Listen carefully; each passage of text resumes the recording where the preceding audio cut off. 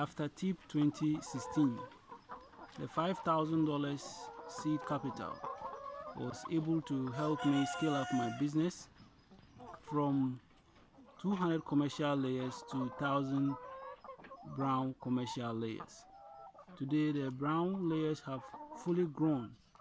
They are almost a year now, and they are still at their peak. We were able to expand our structure, which was about 80 by 40 feet, from 40 by 40 feet. As of September last year, 2017, we were able to put up a new structure, and here we have 500 white Novogen layers.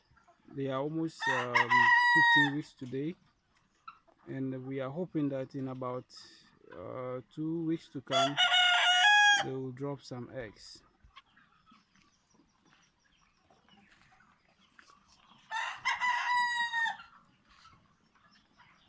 Again, in the newly developed structure, we have another 1,000 brown layers. They are also Novogen. They are about 11 weeks now, and so far so good. They are doing fantastic.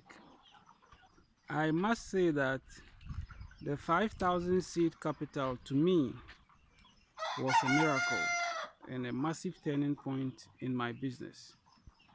Today, from 200 layers to 2,500 layers just in about a year,